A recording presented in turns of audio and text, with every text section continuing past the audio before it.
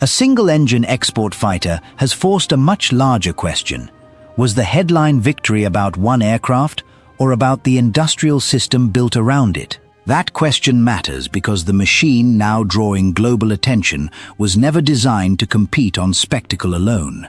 It was designed to be produced, upgraded, exported, and connected to a wider combat network. After Pakistan employed the type during the May 2025 India-Pakistan fighting, the aircraft's reputation changed almost overnight. Reuters reported that US officials assessed Pakistani J-10s had brought down at least 2 Indian aircraft, including at least 1 Rafale. Yet that did not settle the debate. It made the debate more serious.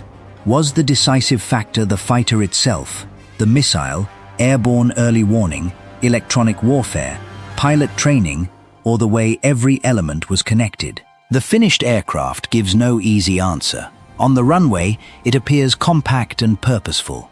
A pointed radome, bubble canopy, close-coupled canards, broad delta wing, 1 vertical tail, 1 exhaust, and a deep chin intake that immediately separates it from the twin-engine fighters it is most often compared against.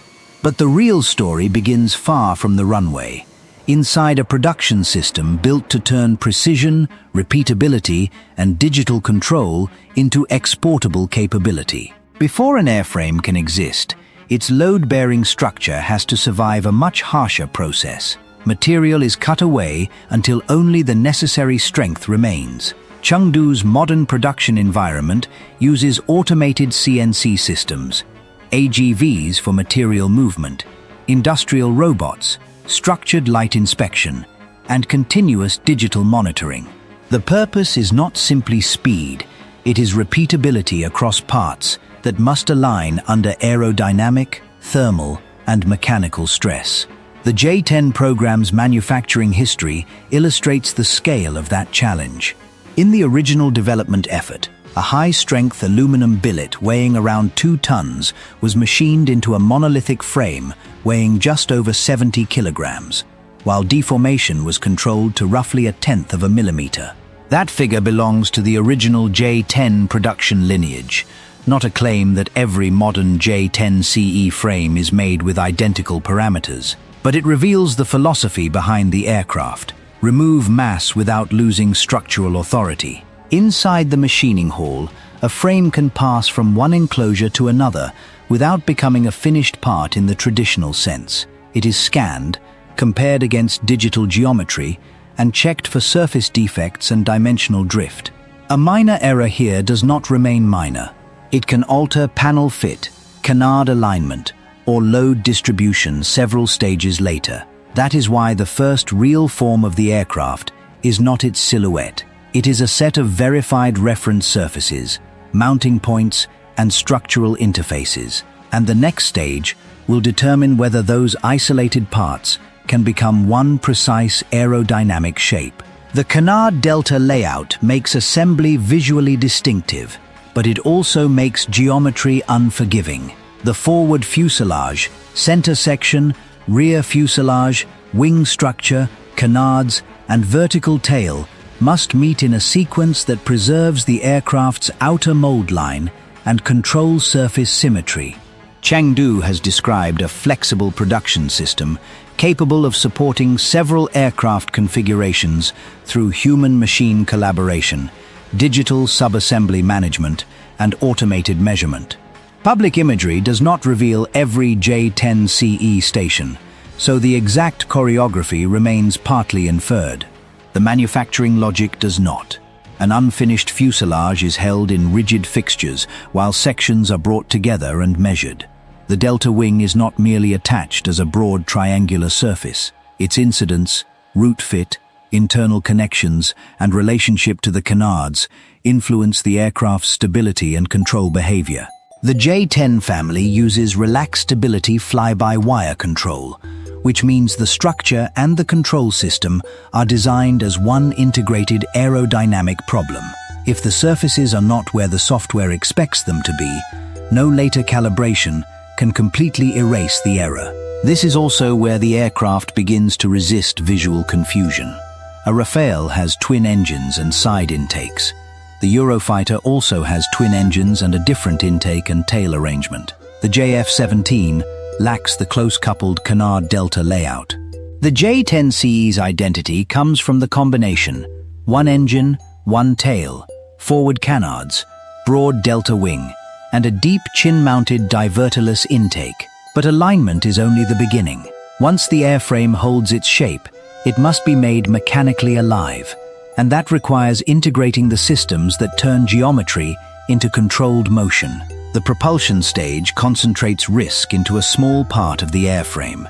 A single turbofan must align with the rear fuselage, intake path, mounts, fuel connections, control interfaces, and exhaust geometry.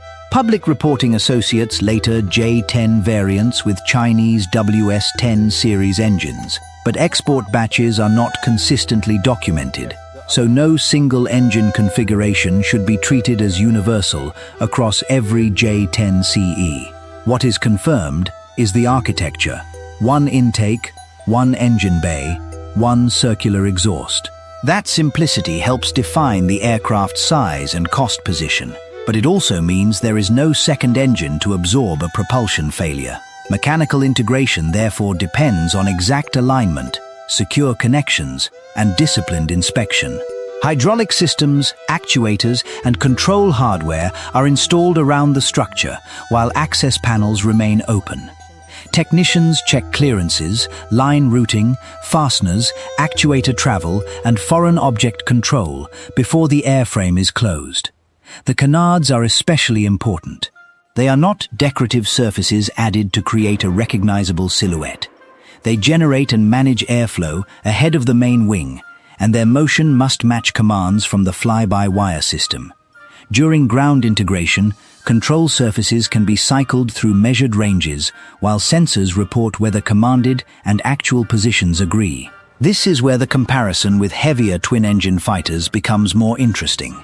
A second engine offers redundancy and can support greater payload or mission flexibility, but it also adds weight, maintenance demand, fuel consumption, and cost. Is the J10 CE's single-engine design a strategic efficiency, or a compromise that becomes more visible in demanding missions? The answer depends on what the customer expects the aircraft to do, and even a perfectly assembled engine and control system cannot make the fighter effective on its own. The next transformation occurs when the aircraft begins to sense, communicate, and diagnose itself. The nose of the aircraft contains the system most often discussed and least responsibly described. Official statements confirm that the J10 CE is equipped with an active electronically scanned array radar and is designed for networked operations. What is not publicly established is the exact radar range, module count, frequency behavior, or detailed electronic warfare architecture. Those gaps matter because plausible-looking numbers are often repeated until they appear factual. During avionics integration, radar, cockpit displays, navigation, communications, wiring, mission computers, and software-controlled subsystems must operate as one aircraft rather than as separate boxes. The installation itself is only the visible part. The deeper task is calibration, confirming that sensors are aligned, data buses communicate correctly, displays respond, faults are isolated, and software states remain consistent across the machine. Chengdu's disclosed digital test environment is especially relevant here. Its production system includes parallel automatic aircraft testing, real-time status monitoring, digital twin support, and intelligent fault diagnosis. According to the factory's own reporting, this test island approach reduced the testing cycle by more than 60%. That figure should be understood as a reported factory performance claim, not an independent audit. Even so, it reveals the direction of the manufacturing system. Detect inconsistency through data before it becomes a flight line problem. The competitive debate becomes more granular at this stage. A Rafale comparison cannot be reduced to airframe shape or a single radar brochure figure. Modern air combat depends on who detects first, who shares information first, how missiles are cued, how electronic interference is managed, and whether pilots understand the tactical picture in time.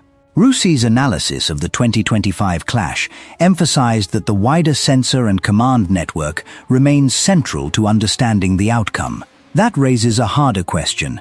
Should an aircraft be judged as an isolated machine or as one node inside a larger system? The answer cannot be found in an open radome.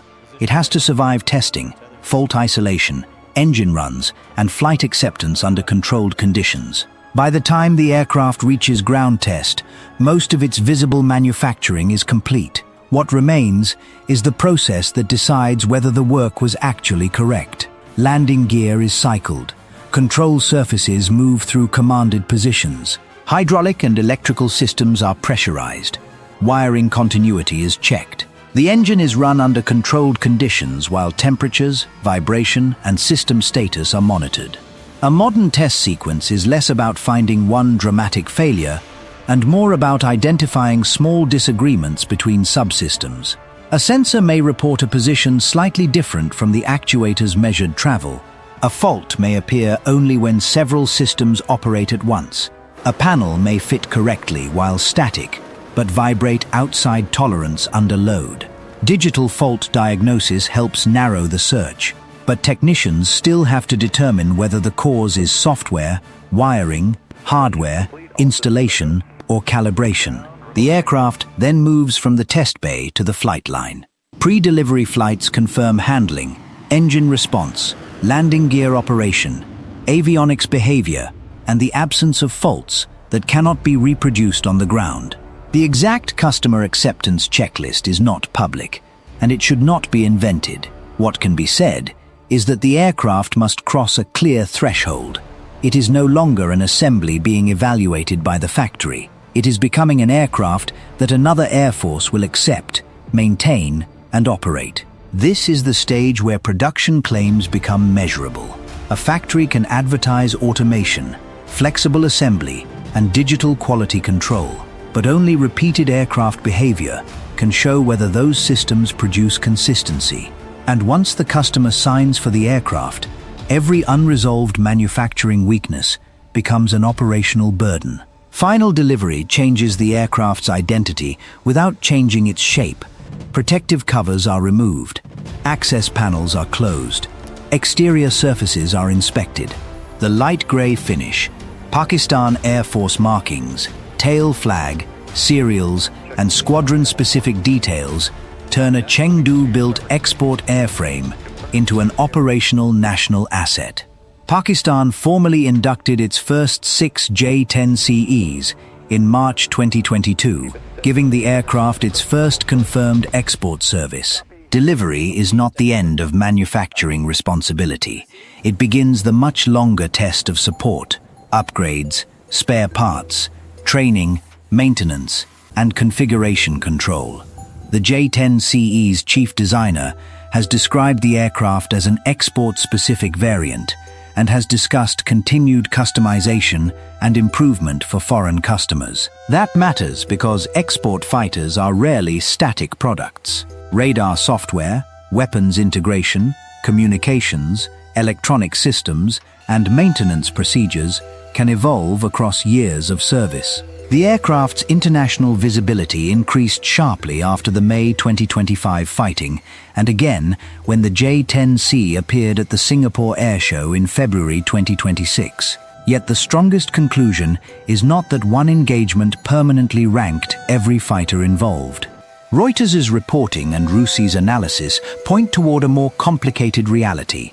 The outcome reflected aircraft, weapons, airborne warning, data links, electronic warfare, training, and tactical awareness operating together. That leaves two reasonable camps. One sees the J10 CE as evidence that China can now manufacture and export a highly credible modern fighter at scale, backed by an increasingly digital industrial system.